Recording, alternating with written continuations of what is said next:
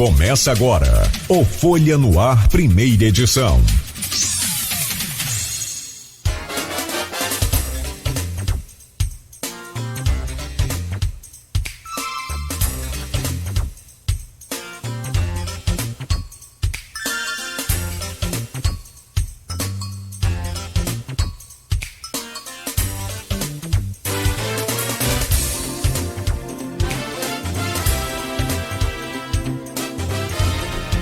Quinta-feira, 9 de março de 2023. Começa agora pela Folha FM 98,3, emissora do Grupo Folha da Manhã de Comunicação. Mais um Folha no Ar. Todas as informações importantes para você começar esse novo dia. Uma ótima quinta-feira. Sejam todos bem-vindos. São 7h06 em Campos, já ao vivo no Facebook, onde você pode participar e interagir conosco aqui no programa. O Instituto Nacional de Meteorologia prevê para Campos hoje mais um dia de calor.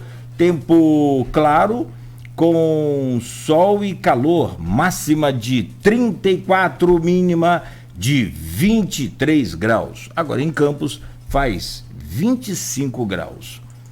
No programa de hoje, com Aloysio Abreu Barbosa na bancada, vamos conversar com o ex-prefeito de Campos, Sérgio Mendes, que vem para falar conosco um pouco sobre o seu legado aí do seu governo, né, de 27 anos atrás, e também do governo Rafael.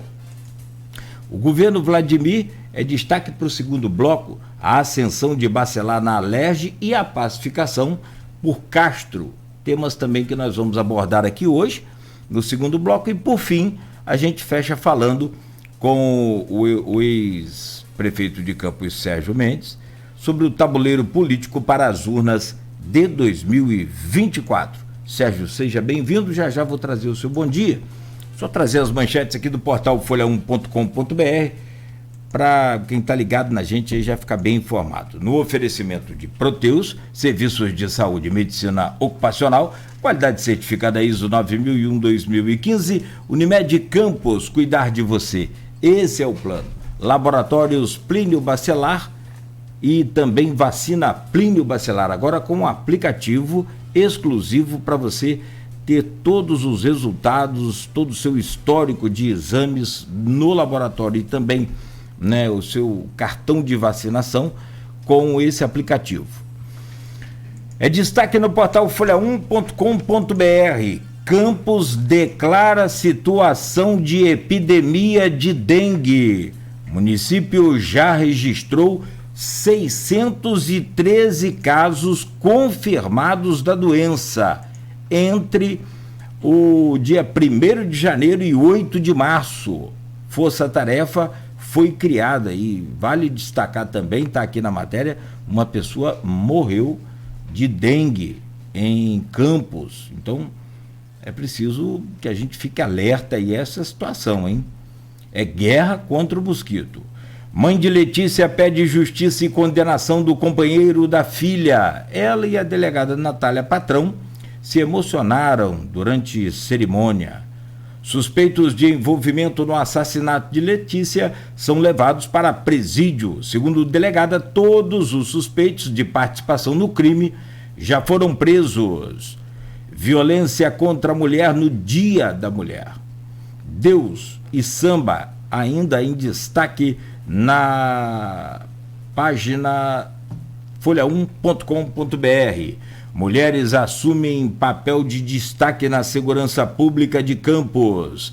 DEAN presta homenagem a mulheres e reforça combate à violência. Cerimônia lembrou as mortes de Letícia e Flaviana, também vítimas recentes de feminicídio. Colisão entre carro e moto deixa gestante ferida no centro. O acidente aconteceu na tarde de ontem. Mulher foi levada para o Hospital Ferreira Machado. Na Câmara, servidores da educação pedem reajuste salarial. Vereadores emitiram nota de repúdio à violência contra a mulher. Agremiações querem pelo menos um mini carnaval em 2023. Polícia Civil participa de operação para coibir crimes contra mulheres. Da pacificação a eleição de 2024.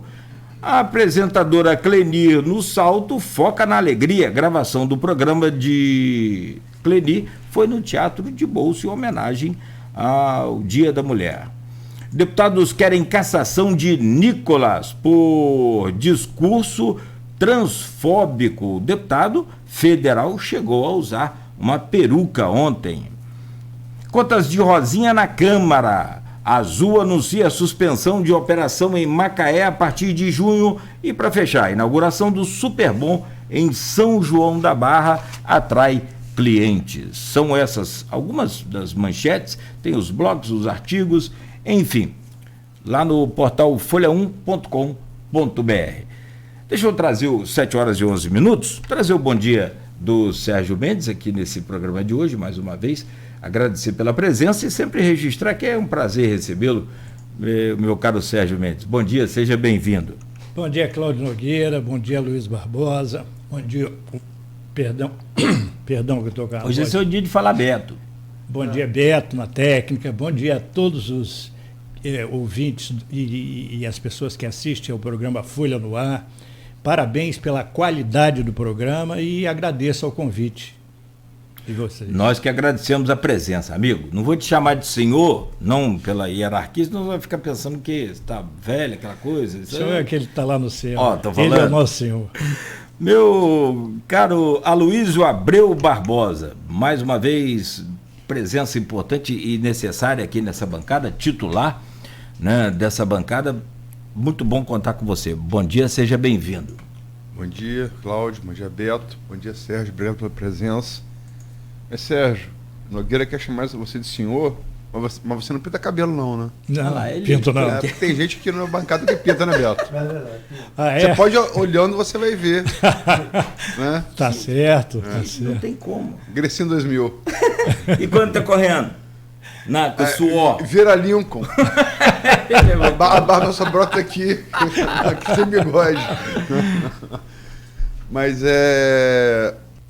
vamos poder estar conversando um pouco, nosso bom dia especial aí aos ouvintes, telespectadores. As categorias sempre nos acompanham nesse início de jornada de segunda a sexta.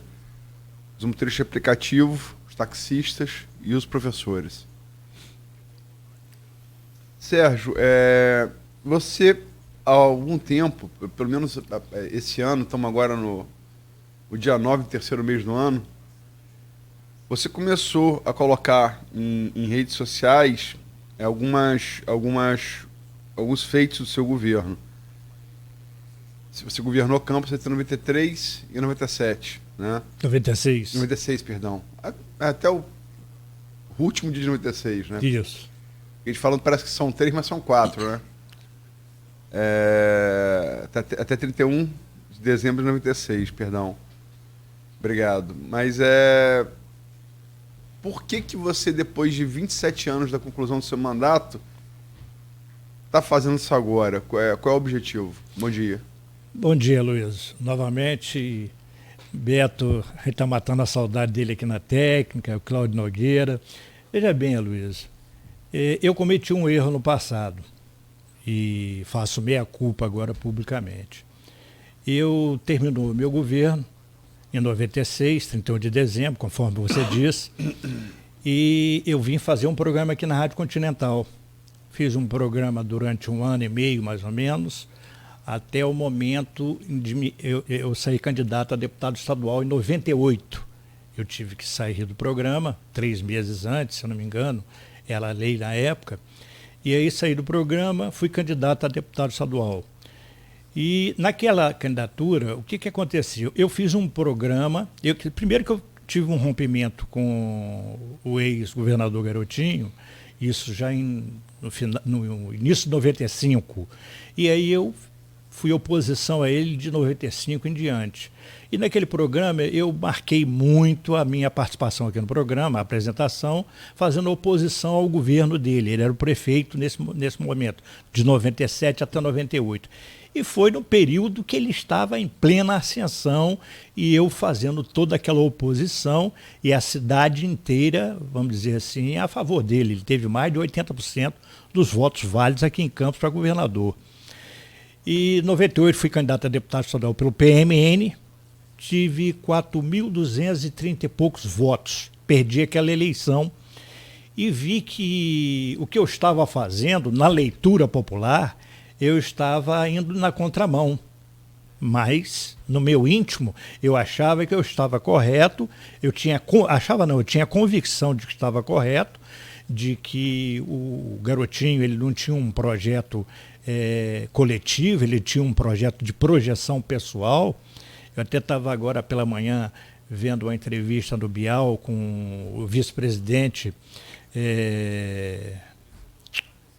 da República atual, o ex-governador de São Paulo, o Geraldo Alckmin, isso me fugiu aqui na memória, e ele dizendo que muitos políticos, e eu concordo com isso, estão muito mais preocupados com a autopromoção do que com a gestão.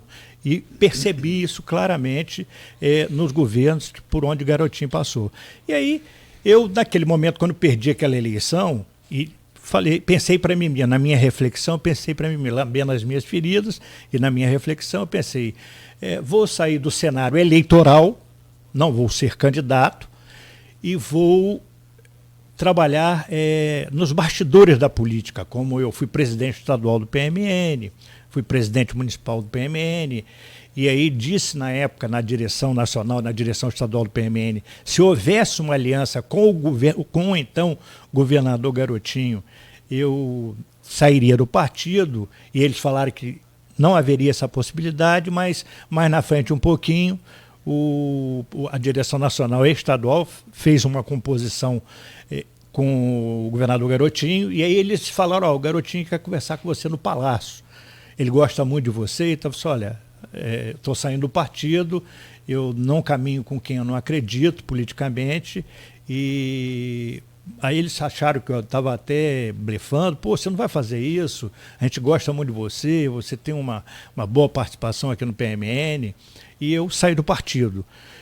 Agora, em 98, Aloysio, o que também me prejudicou muito, primeiro foi aquela campanha difamatória que o Garotinho fez. O Garotinho passou 1 ano e 4 meses como prefeito de 97 até abril de 98, quando ele teve que sair da prefeitura para ser candidato a governador, ele diuturnamente, em todos os veículos de comunicação, em todos os lugares que ele ia, ele disse que eu roubei, que eu saqueei a prefeitura, que eu deixei a prefeitura toda endividada. Ele falou uma série de impropérios sobre a minha pessoa e que isso ensejou uma ação minha contra ele por danos morais em 97. Veja bem, em 97 eu entrei com uma ação de danos morais contra Garotinho.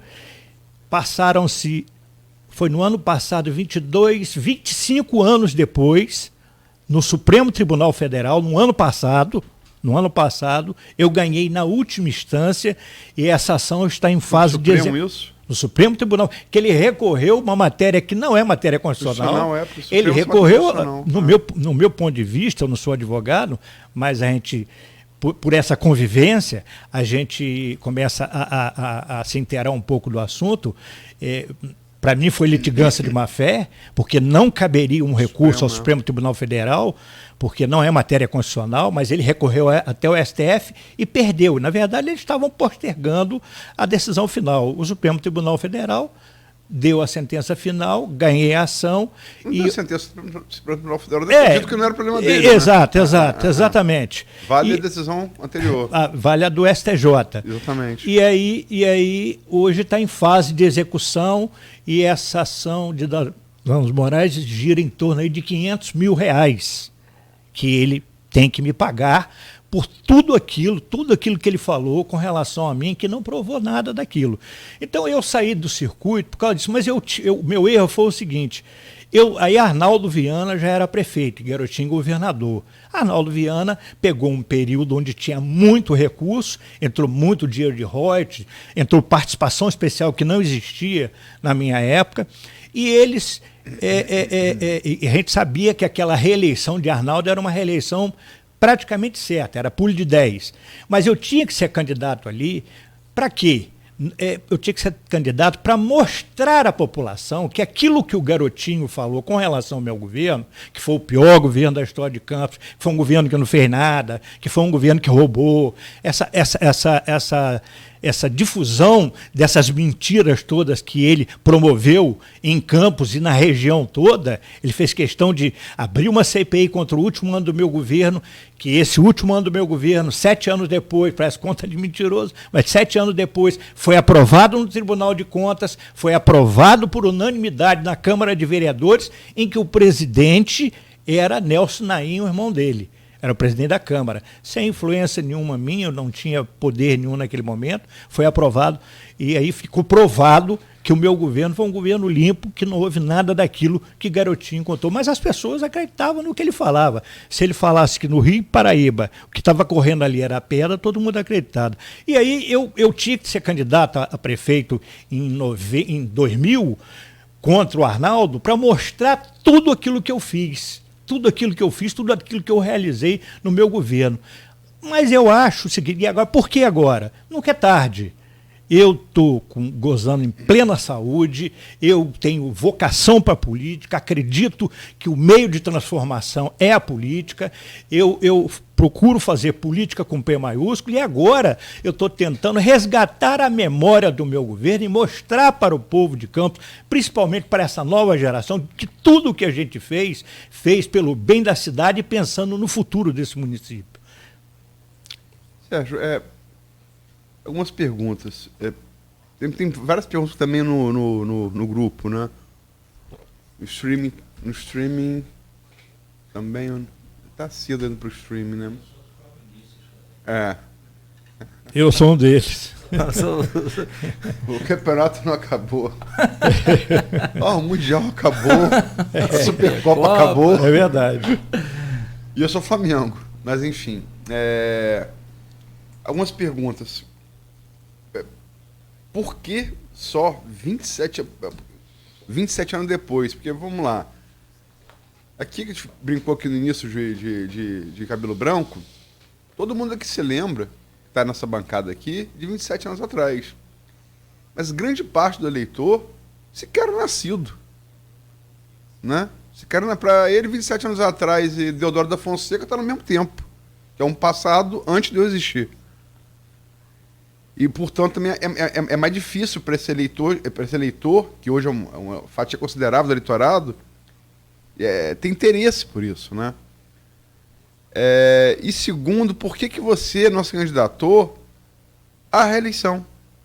Por que você não veio à reeleição? Na época não tinha reeleição. Não tinha reeleição? Não. Ela começou com o Fernando Henrique, não é isso? Começou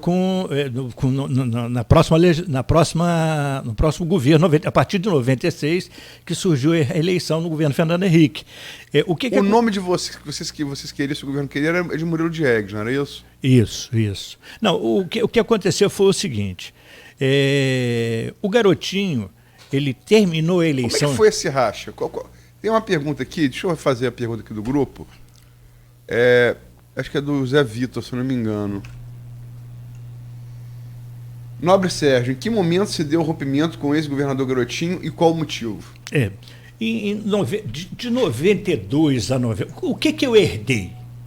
E aí, vou falar, eu era do mesmo grupo, seria uma deslealdade da minha parte se eu tornasse isso público. Mas o que eu herdei? Até a Folha da Manhã, na época, divulgou. Eu fiquei 1 ano sem royalties. O royalties já era pouco. O Garotinho comprometeu, como prefeito, 1 ano de royalties. Ele pegou em asfalto com a Petrobras e fez asfalto na cidade. Tudo bem, eu era do mesmo grupo, fui eleito nesse mesmo grupo político. Agora... Asfaltado. Vários lugares asfaltados, essa coisa toda. E aí eu fiquei 1 ano sem royalties. E fora isso, uma série de dívidas que ficaram para mim. Por exemplo, o RPA, em dezembro, ele paga 10 de janeiro. Ele deixou essa folha de RPA para eu pagar. Aliás, ele demitiu todo mundo quando ele saiu, em 92, para não parar a prefeitura, eu tive que recontratar todo mundo e paguei dia 10 a folha de dezembro. Fora isso, os empreiteiros, uma série de dívidas que eu fui pagando. O primeiro ano foi um ano de muito aperto financeiro, onde eu tive que pagar muita dívida do governo dele, mas também eu fui o sucessor dele. E aí, algumas medidas que eu fui tomando, ele contrariando o pensamento dele, que era um pensamento diferente do meu. Por exemplo,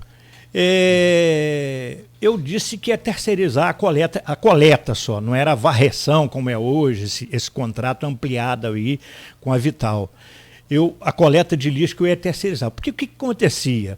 Os caminhões de lixo eram uma frota velha, e uma frota que vivia quebrando e não vivia e não ia nos bairros coletar o lixo. Eu tinha um programa na Continental, era muita reclamação da coleta não ter passado lá, vários bairros não tinha coleta de lixo desde o governo anterior, e aí eu resolvi terceirizar a coleta de lixo. Ele disse que terceirização de coleta de lixo não ia dar certo. Em Campos não tem cultura da terceirização. Eu falei, tem sim, vai dar certo sim. E como deu. E nós não só normalizamos a coleta de lixo, como nós ampliamos a coleta e passamos para todos os bairros da área urbana. Então, isso aí... E de lá para cá é terceirizado. De lá para cá é terceirizado. E eles ampliaram o contrato, varreção, poda, isso não existia, só existia a coleta de lixo no nosso governo. No nosso governo,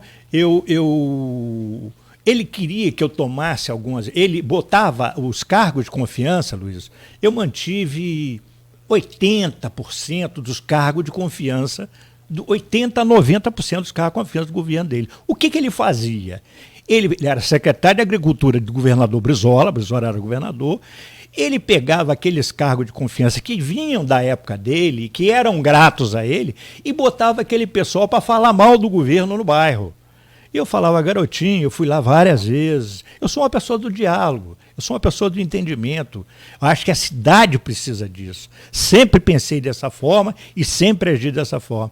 E aí eu falava, garotinho, para de botar o pessoal para falar mal do governo, para de fazer isso. Você o governo é nosso, é do partido, do PDT e tal. Cheguei a Brizola, fui a Brizola e falei isso com o governador. Falei, governador Brizola, está acontecendo isso lá em Campos, tal. Mas o governador Brizola, ele conhecia muito mais garotinho, por ter se destacado do que você, do que a mim. E aí foi acontecendo esse tipo de coisa. Quando o garotinho perdeu a eleição, aí fiz a campanha dele no Norte e Noroeste, meio contrariado por essas coisas que ele vinha fazendo, por essas pressões que ele vinha fazendo com relação às pessoas e mandando falar mal do governo, e aí ações que eu determinava no meu governo, que ele dizia que ele não concordava. E aí, um dia eu falei assim, garotinho, independente do que está... O meu governo tem uma aprovação. Eu sempre fiz pesquisa. Toda a vida trabalhei com pesquisa. E fiz a pesquisa do Ibope. No primeiro ano eu estava com quase... Eu estava entre bom, regular e ótimo, estava com 87, 88 de aprovação. Eu falei, garotinho, a aprovação do governo está aprovada aqui. Na pesquisa do Ibope, isenta. Aí ele falou assim, mas eu não concordo com a pesquisa. Ele é secretário de Agricultura do Estado. Aí ele me disse a seguinte coisa, aquilo ali foi um baque para mim. Ele falou assim, eu falei, garotinho, independente de qualquer coisa, se eu estivesse errando, eu sou seu amigo, sou seu parceiro, e eu gostaria que a recíproca fosse verdadeira. Ele olhou para mim muito sério e falou assim, na política eu não tenho amigo. Se não fizer a política que eu concordo, eu tô fora, tá fora para mim. Eu falei, quer dizer que você pensa assim, né? Eu falei, eu penso assim. Eu saí dali muito frustrado, só. Eu acho que esse cara, na verdade, ele quer me detonar mesmo. E aí, bom, fiz a campanha dele de governador no Norte e Noroeste. Eu terminava o expediente aqui, Luiz, todo o comício no Norte e Noroeste, contra o Marcelo Alencar, que ele perdeu a eleição, eu fechava os comícios. Fechei comício em São Fidélis, fechei comício em Italva, fechei comício em Santo Antônio de Pádua, que é lá na ponta do estado, que é lá na ponta. Depois de um expediente cansativo, eles me esperavam para fechar o comício. Fiz tudo aquilo e ele, depois, terminada a campanha, ele perdeu a eleição para Marcelo Alencar, ele me disse que eu fiz pouco, que eu fiz muito pouco pela campanha dele. Aí ele começou, aí como ele ia voltar, não tinha reeleição, ele ia voltar a ser candidato a prefeito de Campos, ele começou a ir para os veículos de comunicação a meter o pau no governo, a falar mal do governo.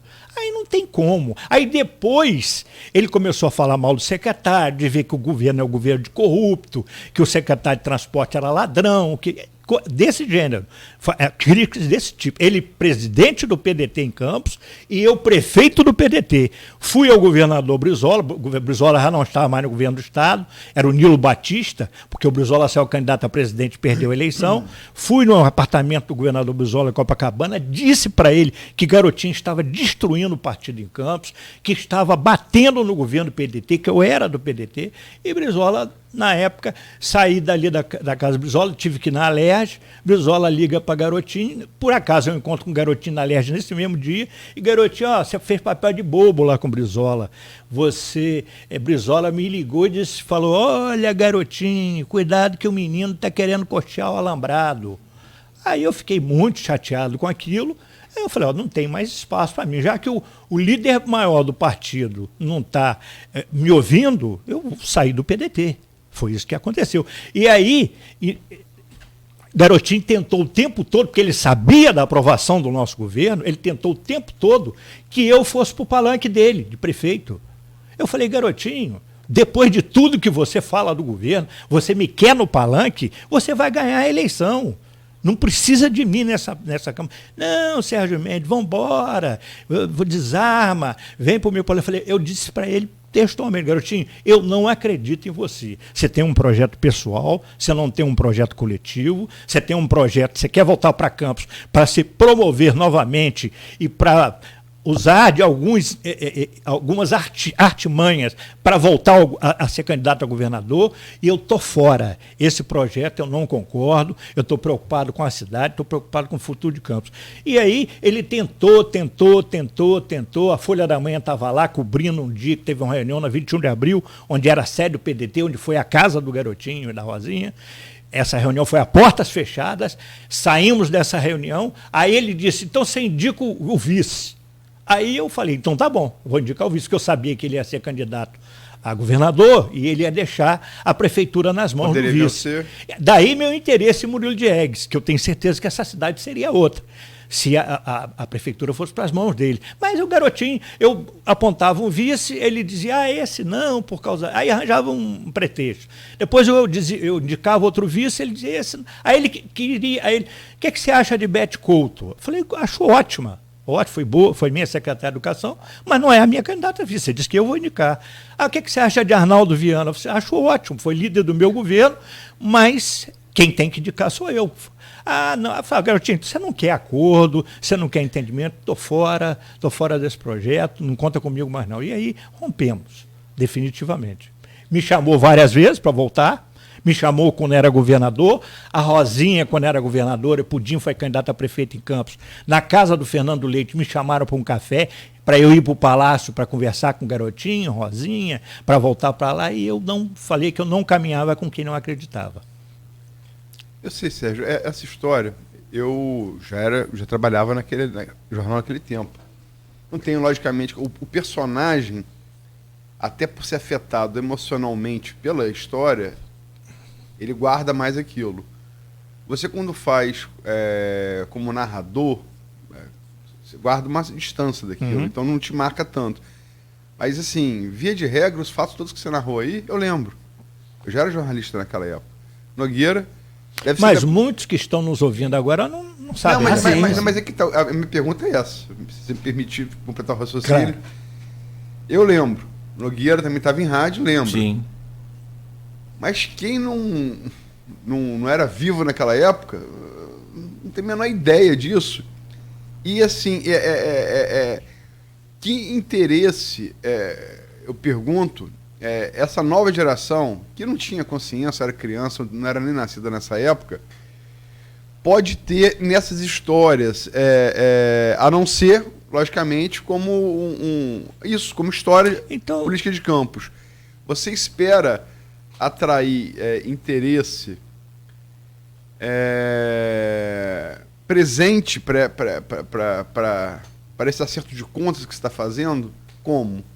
Da seguinte forma, Vamos esquecer Garotinho, que para mim, Garotinho para mim é página virada. Garotinho ano passado. Olha o resultado final dele aí.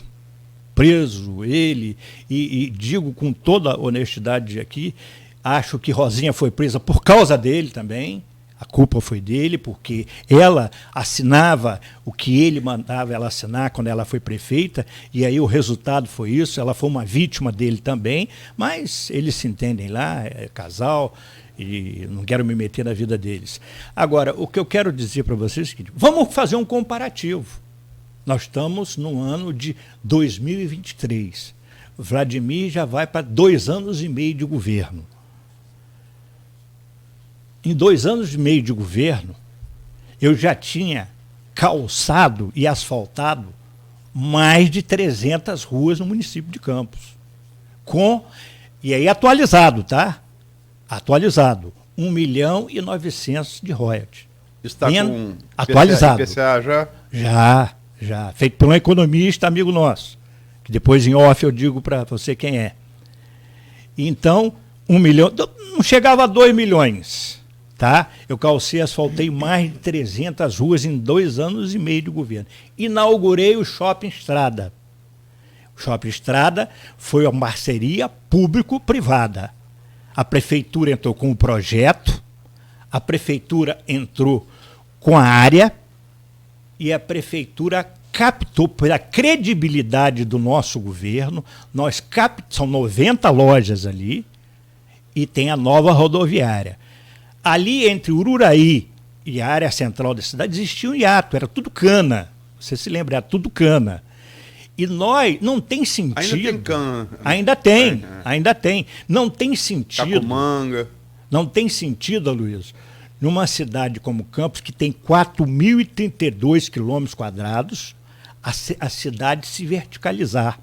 A cidade ficar nós só construindo prédios na área central e concentração populacional. E esse é o mal do mundo todo. O abandono da área rural e a concentração da população urbana. Hoje nós temos aqui, na área urbana de Campos, em torno de 80% a 90% dos moradores. Nós temos aqui, eu tenho dados aqui, dados do DataSUS, de até 2020, está aqui nas minhas mãos, que você pega, você tem 511, vamos ver agora o censo o que vai dar, 511, você tem 460, de moradores na área urbana, de 511 mil habitantes. É o que está aqui nos dados. Aqui que a área urbana que foi atendida pelo saneamento, considerada área urbana pelo DataSUS. Aí tem, porque o travessão hoje não é mais área rural. É porque tem que entender o que é, desculpa. Goitacazes não é mais área rural, travessão não é mais área rural, Ururaí não é área urbana. A cidade cresceu. Travessão, acho que ainda tem guarda, assim, opinião. Guarda os costumes, mas ali a cidade já se ampliou muito. O Ururaí realmente não... Agora vamos lá. Aí existia um hiato. Goitacazes era urbana. Aí vamos lá. Existia um hiato ali. Até porque, desculpa, Ururaí e Goitacazes, diferente de travessão, você não tem mais área, você não tem hiato urbano. É direto, né? Uhum. Travessão não, travessão você tem. De Ururaí até aqui a área central, aquela área toda. Não existia nada, era só cana. Nós convidamos os donos daquela área, eu, Murilo Diegues, no nosso gabinete, e falamos, nós queremos desapropriar essa área sua, e essa área, para levar o crescimento da cidade para aí, criar uma nova rodoviária, e a ideia era essa rodoviária antiga se transformar num terminal de passagem. Não de ponto de ônibus ficarem ali esperando os passageiros. Era passar ali, deixa os passageiros e sai e vai para a rodoviária. A ideia era essa, a progressão seria essa. E aí todo mundo lá para o Shopping Estrada, com área de ampliação, tudo isso estava previsto. Lá foi investimento da Petrobras, Lá foi investimento de 90 lojistas, lá foi investimento da 1001, da Itapemirim, da Progresso, de várias empresas, foi investimento. A prefeitura só entrou ali, a contrapartida da prefeitura em termos de investimento foi a área da Codenca. Então, construímos o Shopping Estrada, gerou emprego, e levamos hoje você vê como cresceu. Tem condomínios ali, tem muitas lojas ali. A própria repetidora da TV Norte está ali naquela região, entendeu? Nós levamos o crescimento. As críticas também ao Shopping Estrada, porque ele, enquanto shopping mesmo, ele não aconteceu, né? Sim, mas aí, Aloysio, nós tentamos...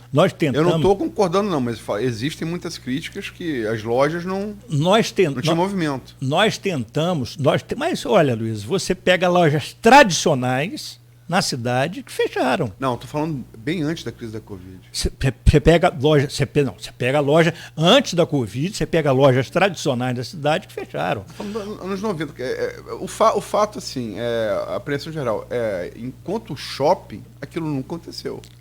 Aloysio, veja bem, aconteceu durante um tempo. Agora, como muita coisa que aconteceu em Campos, muita coisa fechou, muita coisa de 30, 40, 50 anos aconteceu isso aí. Então agora a gente tem que redefinir de que forma nós podemos trabalhar aquele shopping. O que eu percebo... Como rodoviária e como assim, apontar para um novo caminho de expansão da cidade, perfeito, aconteceu. Acontece até hoje. Mas assim, enquanto shopping... Isso. Eu entendi o que a Luísa está falando. Confecção. Não foi só uma loja que fechou, foi um conjunto. Você falou 90 lojas. Sim, mas eu acho que o que eu percebo, Cláudio e Aloysio, é que dois gestores atuais não há um interesse em dar uma nova dinâmica ao Shopping Estrada. Não há um interesse de fazer. Ali, uma grande dificuldade que a gente teve foi que o DR não nos autorizou a fazer uma passagem de entrada ali para o Shopping Estrada, que ali facilitaria bastante ali naquela entrada ali. Fazer uma obra que facilitasse o acesso ao Shopping Estrada. Ele não nos autorizou, não deu autorização para isso. E também ali foi muito em função também das confecções, fizemos muitas lojas ali em função das confecções, e a confecção teve uma oscilação não só no estado do Rio todo. E aí houve uma queda ali. Agora, é uma questão de redefinição, que cumpriu um papel de crescimento, que cumpriu ali do lado do Shopping Estrada, nós fomos o que o Sistema S em Campos tinha o SESC, o SENAI e o SESI. E não tinha nada voltado ao transporte. Fui como prefeito à FETransport, ao presidente da FETransport, e pedi a ele que colocasse o sistema, o SESC-SENAT, ali naquela área, que eu doaria aquela área do lado do Shopping Estrada. E ali foi construído o SESC-SENAT, que tem atendimento médico, odontológico, social, psicológico, lazer. Foi uma conquista do nosso governo. Aí você pega no nosso governo, você vai ver lutas como o gás, junto com o secretário de Minas e Energia, Zé Maurício Linhares, do governador Brizola, fizemos uma luta, chamamos a sociedade civil, trouxemos o gás para Campos. Provei a Petrobras que o heliporto, os helicópteros saindo aqui da plataforma, aqui do farol de São Tomé, ficariam muito mais próximos das plataformas do que de Macaé. Levamos esse estudo técnico, o superintendente da época entendeu que isso aí era importante, pediu a área, eu desapropriei 180 mil metros quadrados, fiz audiência pública e tal, e foi construído o heliporto do Farol de São Tomé. A Petrobras fez um investimento ali de 2 milhões de dólares, aqueceu a economia ali naquela região. Ali naquela região, a Petrobras diminuiu o tempo de voo em 40%, então ficou mais econômico e mais seguro para os petroleiros chegarem na plataforma, porque era menos tempo de voo. Então, isso tudo. Aí você pega no Farol de São Tomé, Luiz. Vila dos Pescadores. No Farol, não é só a Vila dos Pescadores, não. Eu com os recursos que eu tinha, aí eu comparo com o Vladimir. Eu tenho certeza que até hoje, com os recursos que eu tinha, ninguém fez mais do que eu fiz no Farol. Sabe por quê? levamos o heliporto para o Farol, Ah, tá, o heliporto você falou. Né? construímos a Vila dos Pescadores, foram 92 Eu casas falei, para os pescadores do Farol, calçamos a rua de baixo, é enorme aquela rua, calçamos a rua do meio, calçamos a rua ao lado do Náutico, onde o trio fazia a manobra. Ali na Vila do Sol, coloquei iluminação pública, asfaltei a estrada do Xexé, fiz o DPO na entrada do Farol, Fala, a estrada de Xexé era tão boazinha quando era de terra. fiz... Tem o quê? A estrada de Xexé era tão boazinha quando era de areia e terra. Fiz o DPO ali na entrada do Farol, fiz a rodoviária no Farol, aquela rodoviária foi construída pela gente, pelo nosso governo. Coloquei uma ambulância 0 quilômetro no posto de saúde do Farol, coloquei fisioterapia, porque muita gente lá de idade que mora no Farol, vai para a praia para poder terminar os dias de vida, com qualidade de vida, precisava de fisioterapia. Coloquei fisioterapia no Farol. Então, foram muitas coisas. E o trio elétrico, que outro dia eu soube que o garotinho falou que, em uma entrevista, que eu levei o trio elétrico. O trio elétrico é só pegar a Folha da Manhã, de 93, que foi o início do nosso governo, a explosão que foi o trio elétrico, que nós levamos para o Farol de São Tomé, que era um mundo de gente, uma avenida de gente, e que fizemos 93, 94, 95, 96, e que continuaram fazendo, parou por um tempo e tudo. Aí você pega, foi por isso que eu estava em off conversando com vocês, você pega, eu dei uma entrevista no sábado, e aí me perguntaram assim, Sérgio, o que o Vladimir está fazendo? O Vladimir pega uma prefeitura no primeiro ano de governo. Você me permite, Sérgio?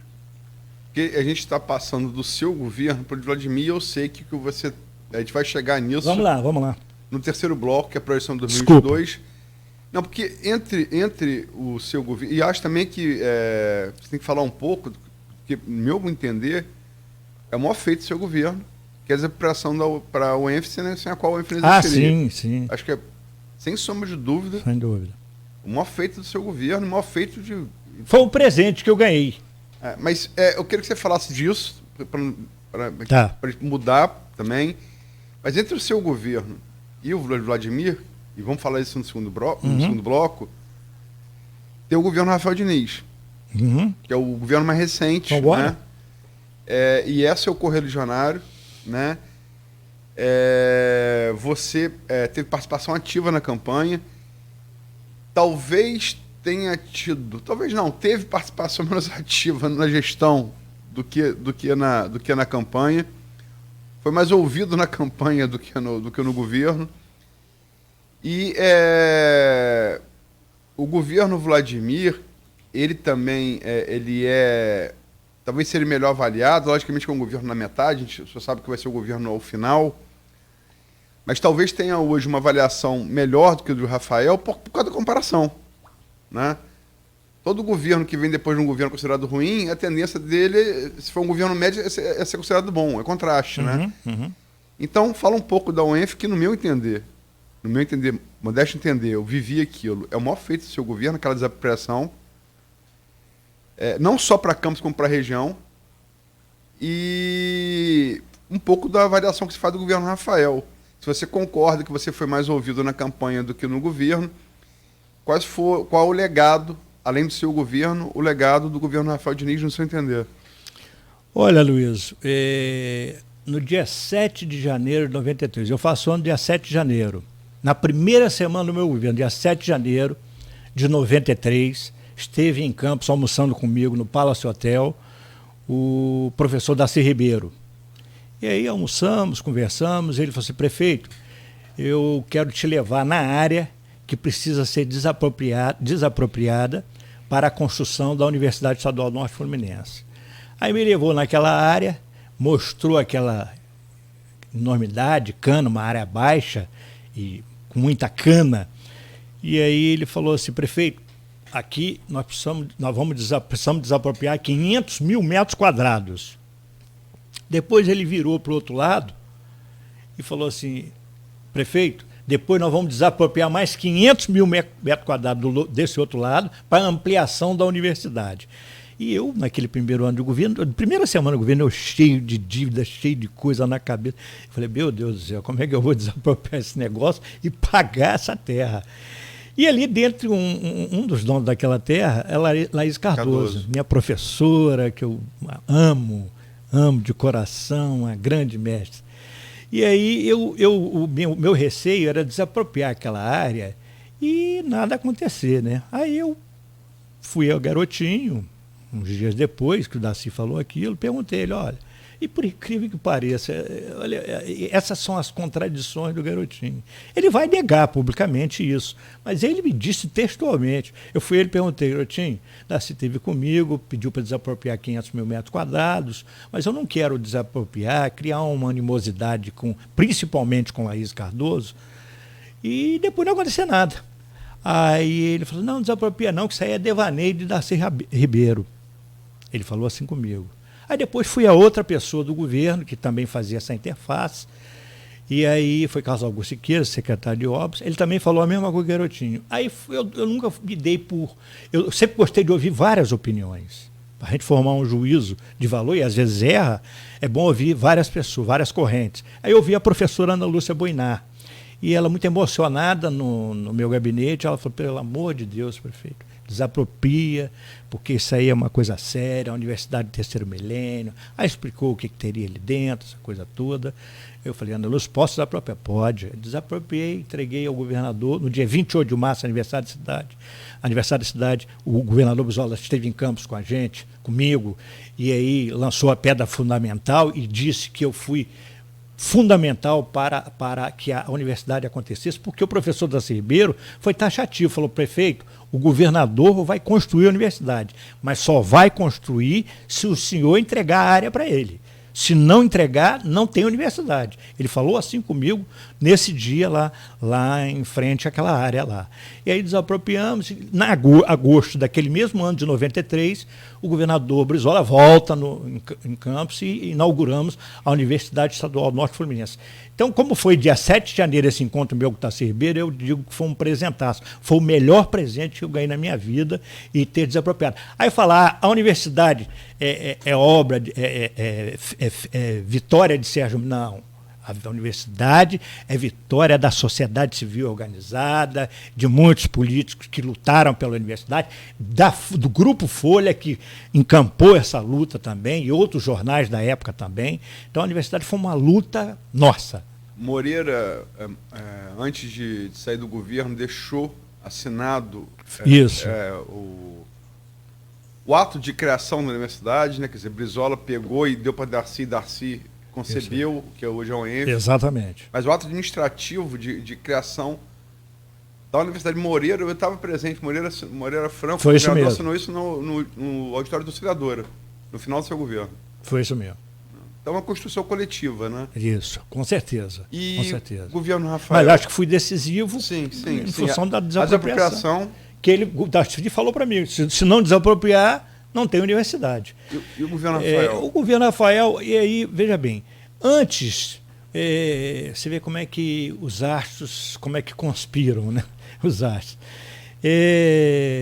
Eu, em conversa com o Conte, o Rafael ainda não tinha muita aproximação com o Conte Bittencourt, que é o presidente estadual do Cidadania, na época PPS. Na época PPS.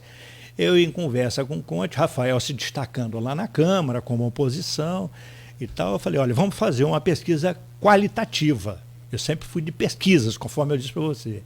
Eu não acho que a pesquisa ganha eleição, mas você a pesquisa... Aprendeu-se um garotinho, né? Hã? Aprendeu-se um garotinho. Mas o garotinho era muito de quantitativa.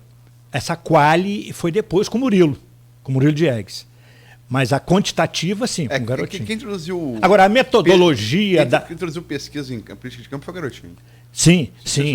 Ninguém trabalhava com pesquisa. Ele trabalhou, e aí eu continuei no meu governo. Murilo claro, também saca muito. Aí Murilo, a Cândido Mendes nos ensinou a metodologia para fazer a política quantitativa, e aí formamos o nosso grupo para fazer a política quantitativa. Hoje a gente tem domínio desse trabalho, de como se faz a pesquisa quantitativa. Agora, a qualitativa, aí fizemos uma quali.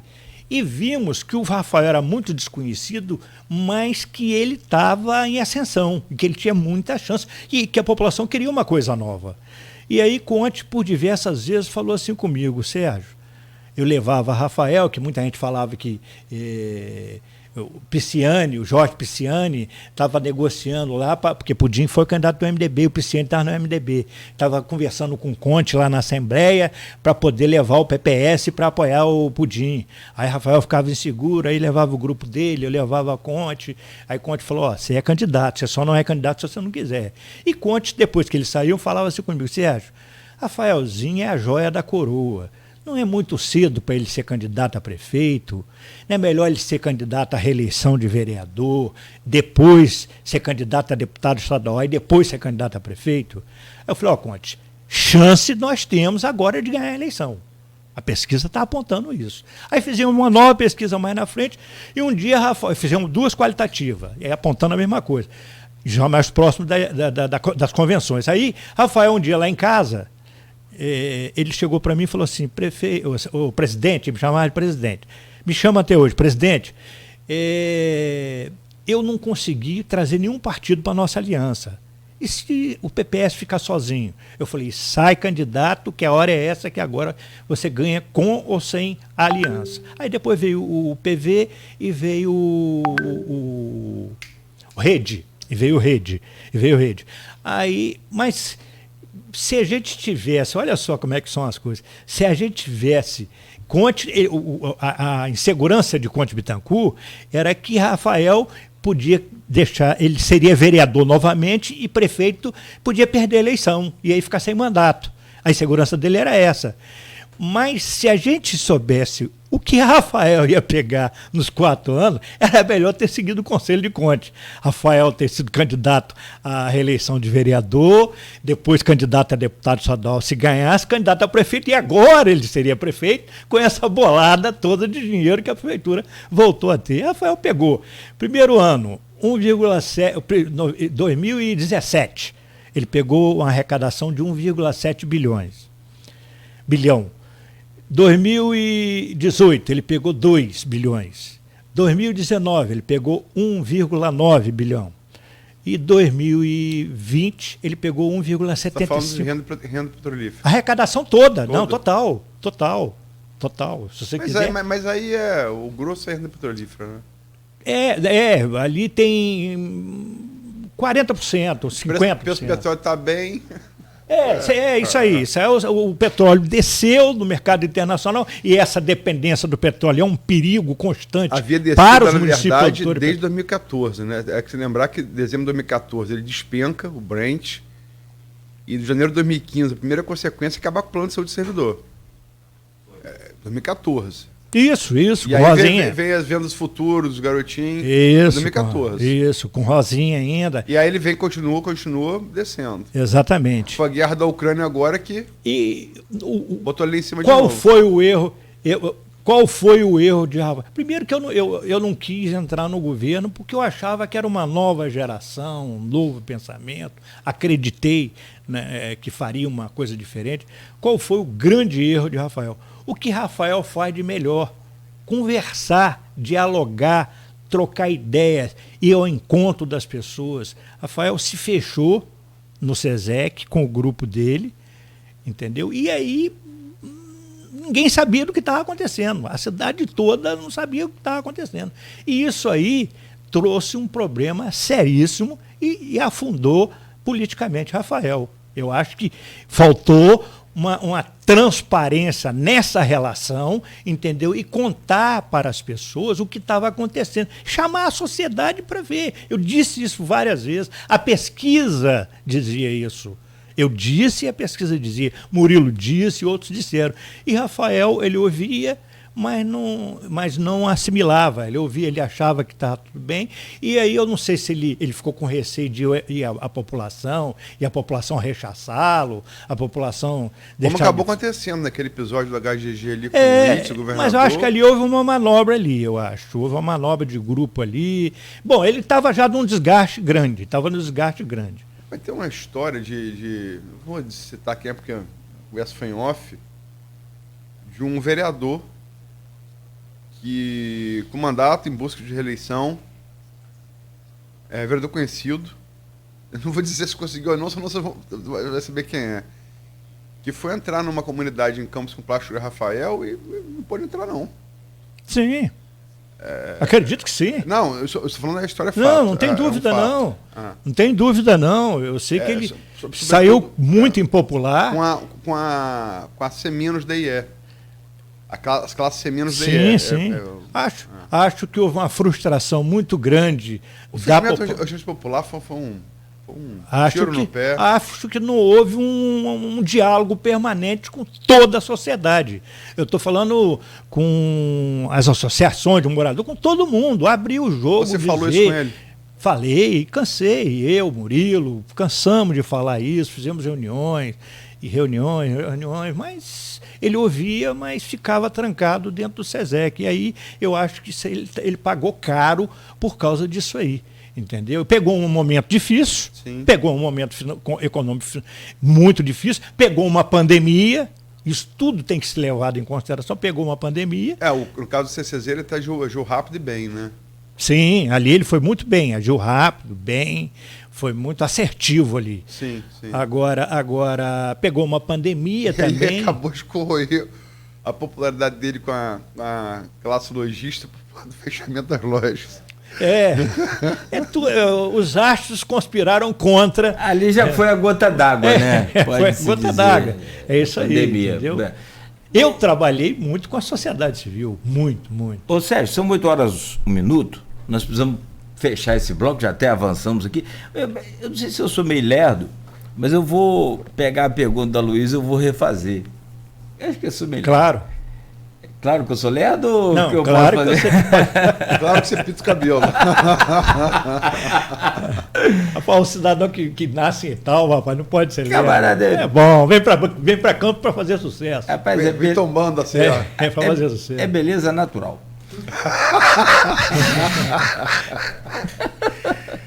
Quinta-feira, hein? Véspera de sexta pra gente emendar esse pra final de verão aí. isso mesmo. Mas, meu querido Sérgio, ou você não deixou claro ou eu não entendi, e a Luísa te fez 2 vezes a pergunta, eu vou te fazer outra vez. Tá. Você quer voltar para o tabuleiro político? Você quer voltar a brigar com o Garotinho? Você quer brigar com o Vladimir? Você tem uma frustração grande no coração? O que você apresenta? Então, mas eu quero saber, em uma palavra só. Você quer ser candidato de novo? Você quer voltar para o Senado? Cláudio, existe um grupo. Já há muito. Você adiantou o terceiro bloco. A Luísa. Perdão. Então você responde no terceiro bloco. Tá certo. Não, então vamos abrir o segundo com essa resposta. Boa. Mas vai intervalo agora ou vamos continuar? Vamos ao intervalo, porque a Luísa perguntou, mas você... Eu sabia que ia chegar esse final, por isso que eu armei sim. Os blocos nessa conexão. E eu queria antecipar o terceiro bloco. Nós vamos tomar uma aguinha e voltamos? Um café e uma água, e fica essa conexão então para o segundo ou terceiro? Não, sai do bloco segundo. Aí a gente vai emenda, talvez faça um bloco só, são 8 e 3. E tem também aqui o pessoal que está participando. Tem muita pergunta também. Tem história de Campos aqui, tem muita coisa e tem um intervalo. Vamos embora. 8 horas 3 minutos. Voltamos em instantes, então, com o Folha no Ar hoje, recebendo aqui o Sérgio Mendes, ex-prefeito de Campos, falando desse legado, daqui a pouco também falando desse tabuleiro político, do governo Vladimir, do Bacelar, a ascensão do Bacelar também. Fala sobre isso também. Enfim, Câmara. A Légia, Câmara, essa participação aí do Castro, enfim, tem muita coisa para a gente falar aqui no Folha no Ar hoje com o Sérgio Mendes. São 8 horas e 3 minutos, voltamos em instantes no oferecimento de Proteus, Unimed de Campos, Laboratórios Plínio Bacelar e também de vacinas Plínio Bacelar. Querendo